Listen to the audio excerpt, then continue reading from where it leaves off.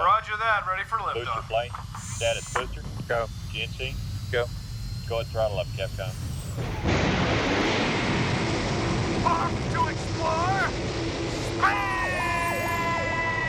Bill Nye the Science Guy. Bill Nye, the Science Guy.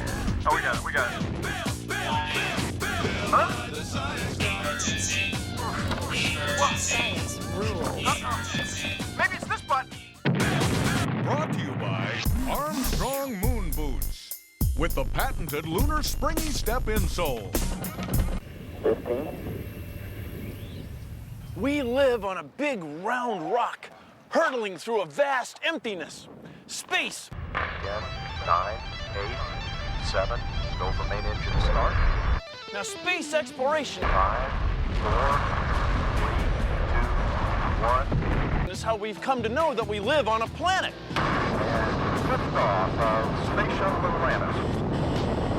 In space. The Russian docking module, the threshold to world cooperation in space.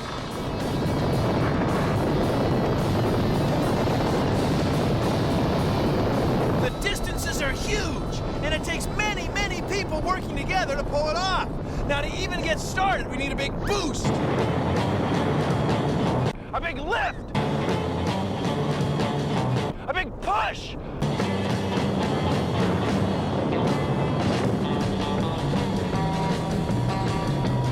For space exploration, we need one of these. Yeah! Woo! Woo! Yes! Yes! How do we even know there's something out there to explore? See, humans weren't always riding rockets. For tens of thousands of years, humans did all their space exploration from the Earth, looking up at points of light in the night sky. A few hundred years ago, people had the idea to use a magnifier, a telescope to look at the sky. And when they did, they saw that some of the points of light that look like stars are actually planets. They have different colors.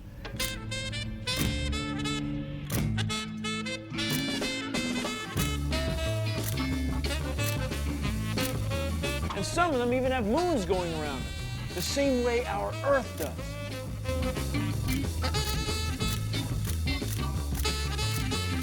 Space is huge, it's vast, and it's where we live.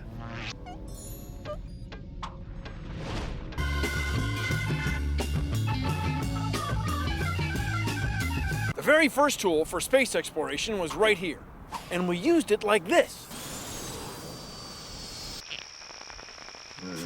Thousands of years later, we enhanced it with an instrument like this. And then, like this.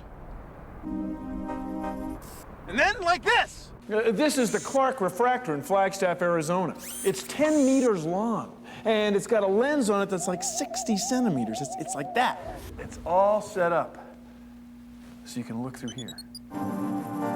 And like this. It's the Hubble Space Telescope. It's in orbit, way above the Earth's atmosphere. It has a much clearer view of objects in the universe than we can get from our planet's surface. See, never before in history has any human seen images like this.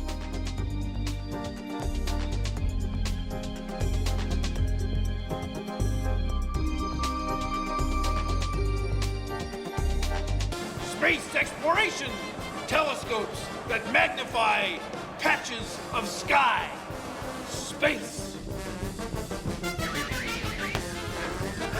Why do our rockets that go up in space have to be so big? Well, please consider the following. It's our hot rod on a string of science. It's a car. And one end of a string is tied to it. And the other end is tied to this ball. Now gravity pulls down on the ball. The ball pulls down on the string, and the string pulls on the car and pulls it toward the center of the model. The center of the model, pulling on the car. Now here's the thing. Space is only 300 kilometers from here, only 200 nautical miles from here. So if we could drive a car at, say, 100 kilometers an hour for 3 hours, well, we'd end up out in space, and I guess we'd pull over and park. But we can't do that. You know why? Because gravity will pull the car right back down. Right back down. Right back down. So here's what we do. We get our rocket ships moving. Now the car wants to go up this way in a straight line. This way. And gravity is pulling the car that way. So what ends up happening is the two forces are in balance. The car goes around in a circle. The same thing happens with our spaceships going around the Earth. They end up in orbit. Even though they're still being pulled down by gravity, they go around the Earth. So they never fall down. They fall around the Earth. Now, to get a rocket like the Space Shuttle in orbit around the Earth takes about 100 tons of fuel. And to get a rocket to leave the Earth and go to someplace like the Moon takes 6 times that much fuel. See, that fuel takes up a lot of room. So rockets end up being big, big, big, big, big, big. In fact, to get rockets into space, we need a huge amount of fuel. We need a gas tank 5 times bigger than the spacecraft. That's because gravity is holding our rockets down, keeping our rockets from leaving the Earth until we get them to blast off.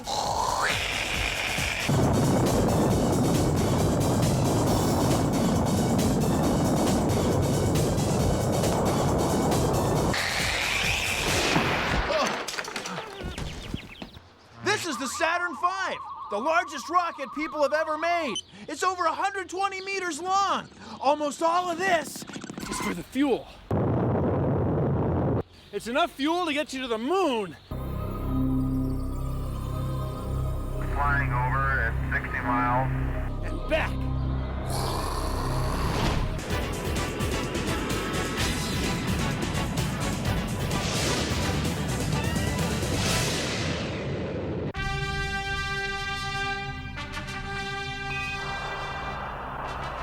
Tranquility Base here. The Eagle has landed. It's one small step for man, One giant leap for mankind. I was rolling on the moon one day. Man, that is hard. Just don't stub your toe. Jack Schmidt having a few problems. My golly, this time goes fast. How about an extension, you guys? We feeling good? Right away, Houston. There's gonna be a launch in a few weeks. Oh, okay, here's the deal.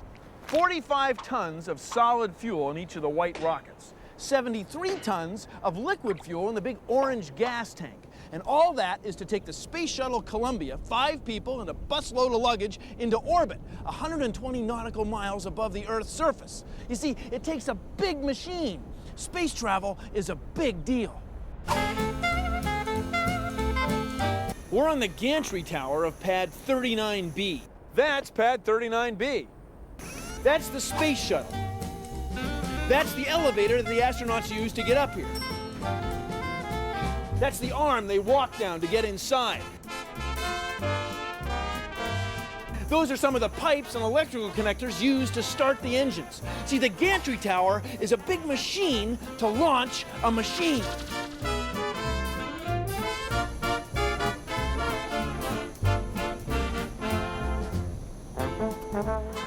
This is the White Room. It's where astronauts wait right before they get on the shuttle. In a few weeks, they'll go through this hatch, we'll button it up, and they'll be out of here. Maybe you'll go through this hatch someday.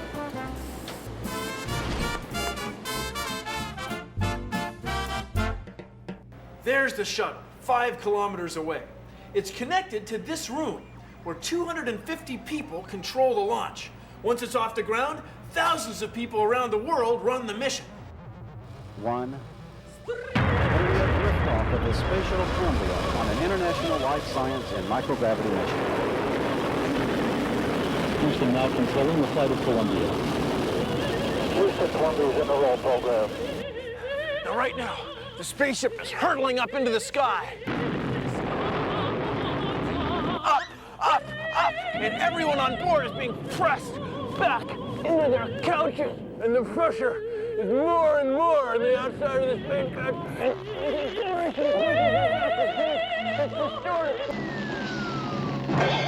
Gopher main engine start. 2. We have ignition sequence.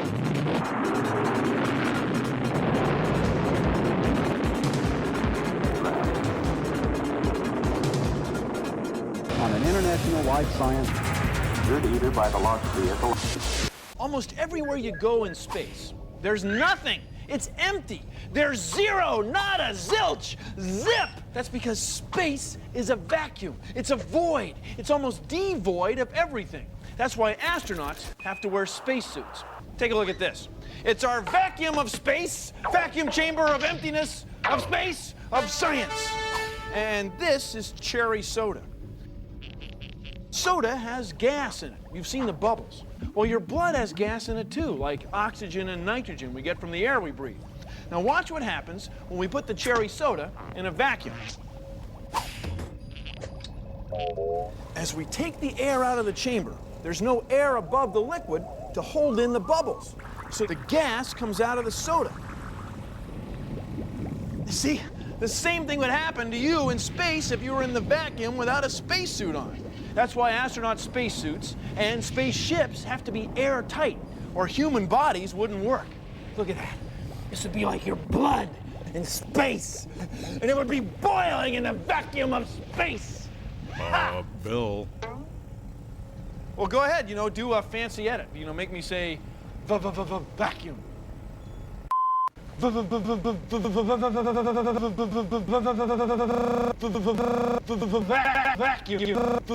Vacuum.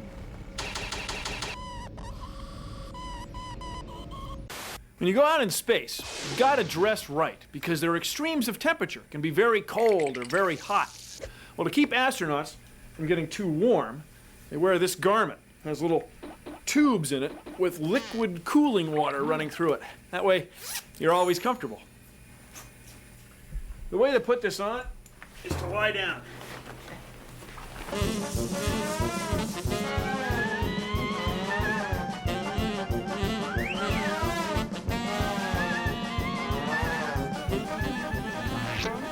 Very cool. See right here? This can twist. And you can move your fingers too.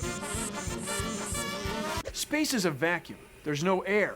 But we come from the Earth. We've got to have air pressure around us all the time. That's why these spacesuits are airtight, and they've got their own supply of oxygen. We're sealed in, ready to pressurize the suit. Make sure everything's locked. And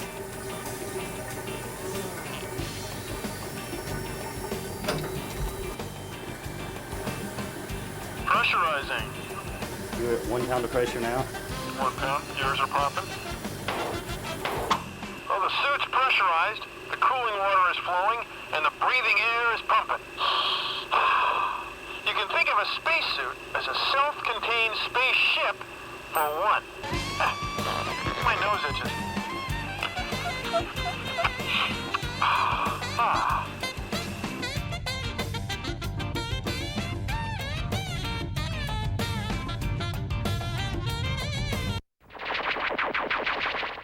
Place EV1 in the water, please.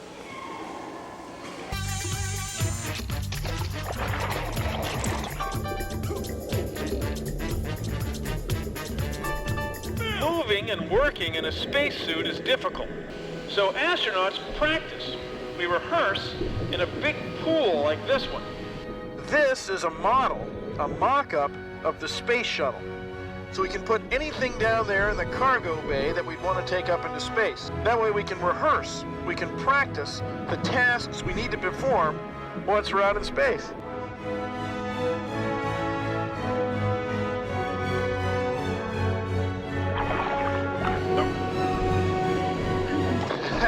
Spooky. If you're not secured to something, when you go to move something heavy around in space, Instead of the thing moving, you move. When you're working in space, it's good to have a place to stand. That way you can use your hands without floating away. So these are foot restraints. They're real handy. Well, I mean, they're real footy when you're in space. With the foot restraint, pushing something like this around is easy. Well, it's easier. And when you're out in space, tasks that seem pretty easy on Earth, take for granted, can be pretty tough. Like here's a doorknob. If I go to turn the knob in space, I'm the one who ends up turning. Ugh. When you go to do a task like that, we'll use this right here. Then you can gently open the door. Foot restraints. Handrails. Okay. Rehearsing for seance. My name is Sheikh Diarra. I'm an interplanetary navigator. My job consists in steering spacecraft to their destination planet. I have flown several missions, and actually now I'm working on the Mars Pathfinder, the micro rover, and is capable of moving on the surface of Mars. And these missions, to design them, require a very high level of complexity because we don't know when the sun is going to flare, and every time the sun flares, it just pushes the spacecraft off of its course. You have to take them into account and make your calculation and determine what is the 99% chance amount of fuel, minimum amount of fuel, which gives you 99% chance to do the whole mission. And once you determine that, you have the size of your tanks, you have the volume they occupy, the spacecraft architecture is done around that so as to fit in the fairing. I mean, it's complex. And you have thousands of sub-elements like this. And the next challenge is the atmospheric entry, because before we get there, we have to position the spacecraft in its entry position. If you come in too steep, you get burned. So we have a nice narrow corridor. We enter in that corridor at 17,000 miles per hour, and in less than 2 minutes, we slow down to 900 miles per hour, at which time we can open parachute, and that will help us slow even further down, and then we inflate the airbags that surround the cocoon in which the spacecraft will be. Then this big beach ball, which is about 50 feet diameter, will just come and hit the Martian surface. When it comes to a stop, we deflate the airbag and we open the lander up like a flower. The adventure of space exploration is just beginning. It is at its infancy, but there are so many more things that we can learn. So many things we don't know about our own solar system, about life existing somewhere else or having existed even in our solar system in the past. And because of the availability of technology today, everybody can take part in this exciting adventure. And now we join Bill Nye on the surface of the moon as he steps Small step carefully for a whoop. down. She loves outer space, she wants to go there. She's in your face with the wild hair. She's space girl, and she's out of this world. Right now, you and I and everyone else we know, we're on this tiny spaceship called Earth.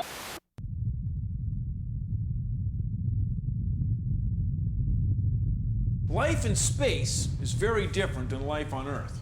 Everything you need, you've got to take with you, because outside is a pretty harsh environment. The view out the window is pretty different. Anytime you use water, well, you have to keep it from floating all over the place because there's no gravity. So if you wash your hands, you've got to do it in a box. Keep the water from going all over the place. When you take a shower, the water doesn't drip down, so you have to vacuum it off with this thing. Now, when you use the toilet or go to the bathroom, you've got footrests, handholds, and a vacuum system. It's pretty involved. Now, the space station is going to be built of big pieces, big modules like this one, and they're all the same size. The experiments are the same size, too. So whether you're doing an experiment on growing crystals, melting metal, they're all in these racks. When you're done with the experiment, you just float the rack out and haul it back down to Earth. There's racks in this wall, and this wall. So you got to use all the space when you're in space. What do you think? Living in a little room like this for 3 months? Could you do it?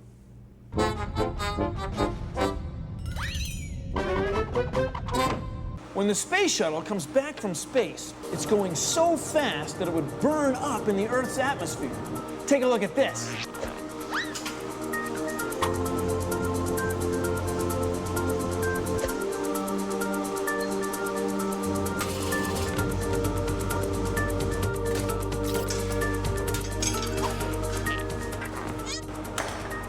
These tiles are over 1,200 degrees Celsius. Watch.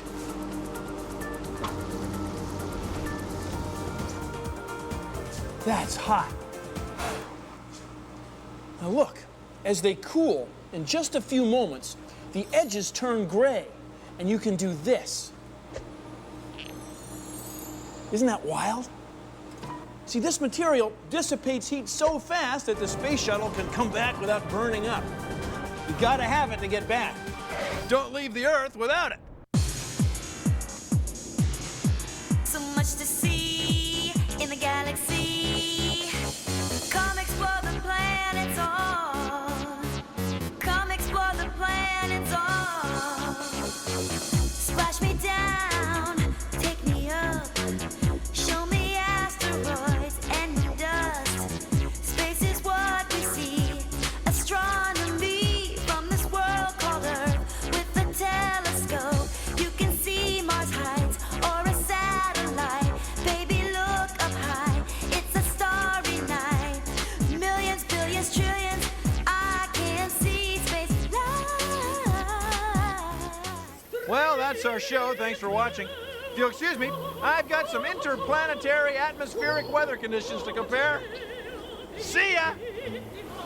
It's beautiful, isn't it? Look at that expanse of atmosphere. It's held on by gravity, you know. The same thing's true on other planets. Produced in Same deal. association with the National Science Foundation. This is where I live. I mean, it is unique. This is my home planet. But other planets have the same setup. I seldom go there, though, because space is so vast, so huge. Even as you're watching this show, the stuff that you're seeing and the words you're hearing, they're going off the planet, out into space, way out, where no one will ever go. Probably. I mean, that's alive today. The deal is, everything in space is really far apart, because most of space is what? Space. Empty. Space. Hugely, bigly, far apartly, hugely far things in space. Divers for Bill Nye the Science Guy, please bring him to the surface, to the dining station.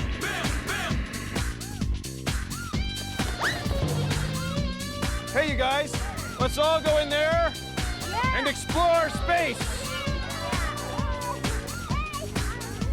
Space exploration.